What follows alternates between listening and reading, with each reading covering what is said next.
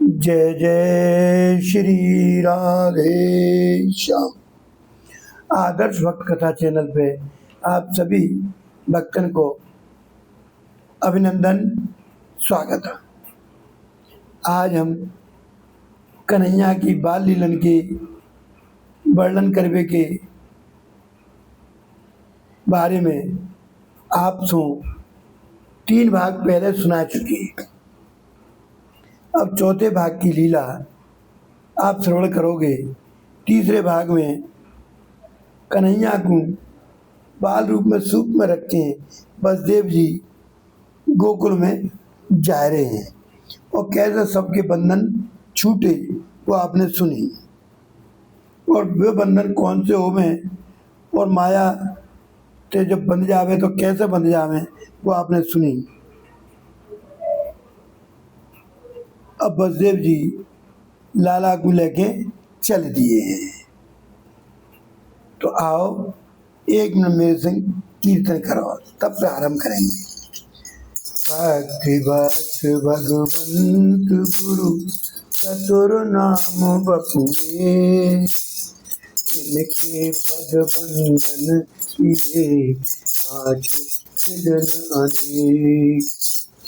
अच्युतम केशवम राम नारायणम केवल्लभम केवल्लभम। अच्युतम केशवम राम नारायणम कृष्ण दामोदरम वासुदेवम हरिम श्रीधरम माधवम गोपिका वल्लभम जानकी नायकम रामचंद्रम भजे। तो आपकी की कथा जैसे ही लाला को लेके बसदेव जी चले हैं तो आकाश के मेघ मंडलन ने देखी, वाह हमऊ सामरे सामरे, वो हमारे प्रभु सामरे सामरे। घन हमऊ घनश्याम तो हमारे कन्हैया घनश्याम। तो चलो इनको स्वागत करें, पर कैसे करें? भगवान ने छूट दे रखी है, जो त्यारे पास आएगो, जो त्यारे पास होए वही देव। मेघन ने कही हमारे पास तो जल ही जल है, तो चलो हम जल ही देंगे। मेघ मंडलन ने ठाकुर के स्वागत के ताई पानी की मंद मंद फुहार छोड़ वो प्रारंभ कर दियो।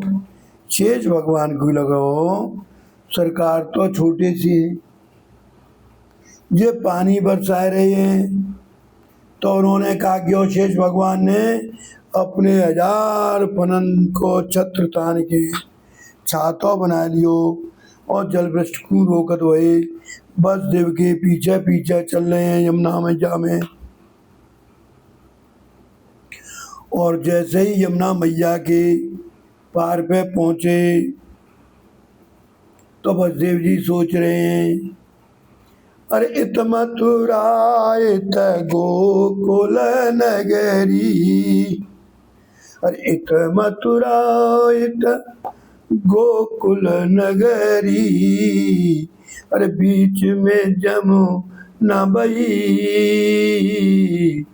बीच में जमुना बही,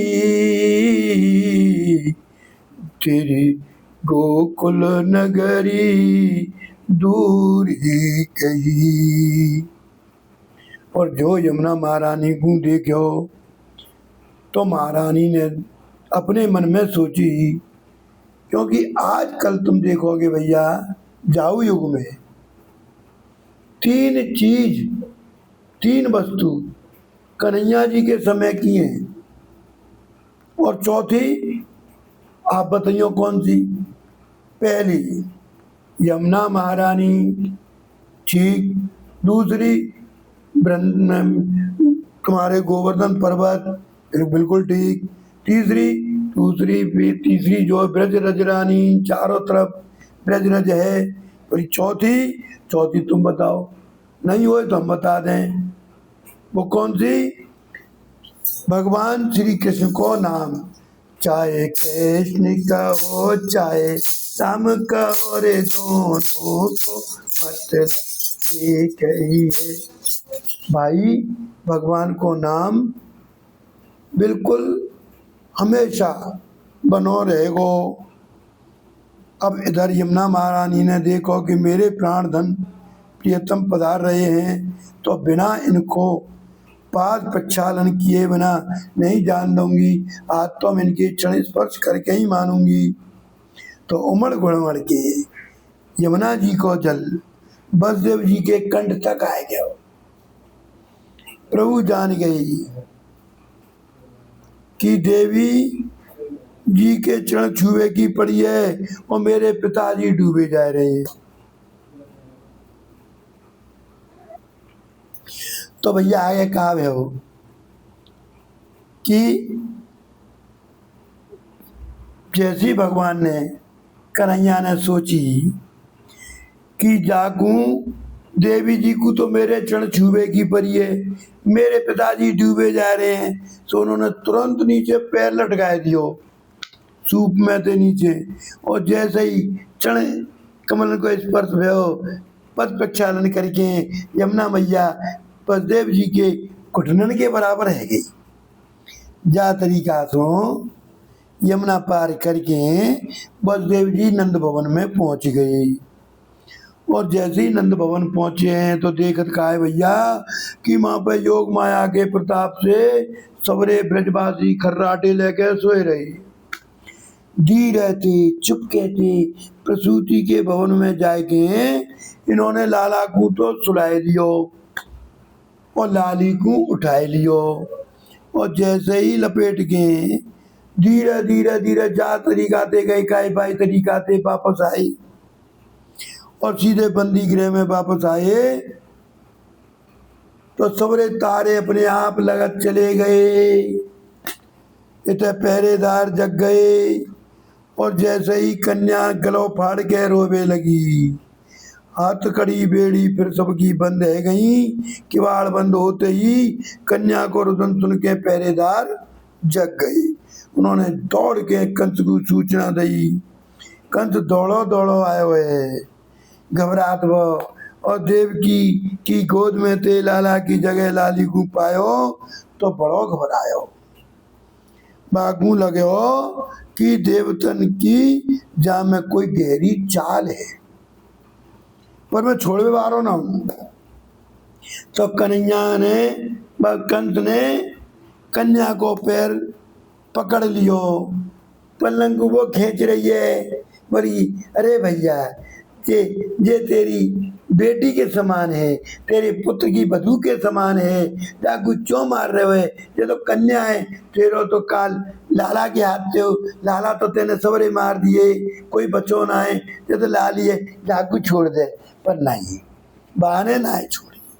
बान तो जैसे ही बागू पैर पकड़ के ऊपर को घुमायो तो कन्या हाथ से छूट गया, आकाश में उड़ गई और अष्टभुजा धारण करके सामने प्रकट है गई और बोली किम मया त्या मंद जात खलु त्वांत कृत यत्र क्व वा पूर्व शत्रुमा हिंसी कृपणान व्रत।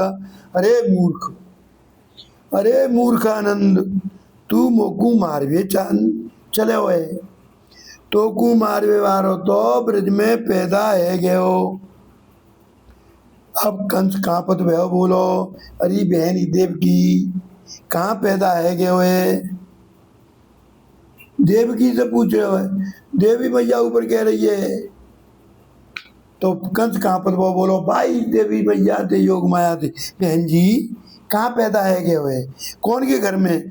कन्या बोली वाह, अरे कंस मैं तो को पूरी जन्म पत्री ना बनाऊंगी ना बताऊंगी, मैं तेरा शत्रु तेरे ही आसपास रहेगो, अपने आप ढूंढ निकालियो।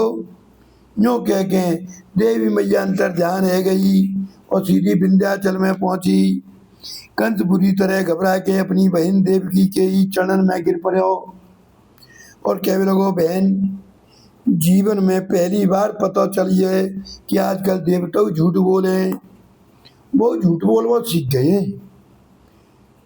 पहले आकाशवाणी भई कि तेरो लाल मेरो काल होएगो, और अब जो देवी कह के गई है कि तेरो काल तो कहूँ अंत पैदा है गया।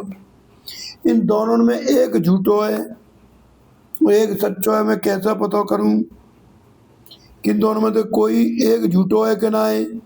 हे भगवान, मैंने देवतन के वचन पे भरोसा करके तेरे सब बालकन को मार डाला। बहन मेरे अपराध को क्षमा करियो। बार बार गिड़गिड़ा के क्षमा मांग रहे हुए बेचारी देवकी क्या कह रही है, क्या कह बाबती, चुप, क्षमा करके विदा कर दियो। देवकी वसुदेव जी को कंस ने मुक्त कर दियो। तुरंत राक्षसन को बुला के कही, सुनो 1 महीना में जितने बालक पैदा भये हुए सबन को मार डालो, खत्म। चारों ओर कंस के राक्षस फैल गई। अब सुखदेव जी कह रहे हैं कि क्या तरीका थे हे परीक्षित, विप्रागावश्च वेदाच तपः सत्यम तमः क्षमा श्रद्धा दया तितिक्षा च कृतवश्च हरीश तनु। जो वेदन पे प्रहार करें, गायन पे गैयन पे अत्याचार करें, तपस्विन को सता में, सत्य को आचरण न करें, बाकी हृदय में श्रद्धा दया समाप्त है जावे। वो साक्षात नारायण के ही अपराधियों में, वो अपनी मौत अपने हाथन से ही पाप कर्म से ही वो में कंस को अत्याचार चारों तरफ बढ़ गया हो।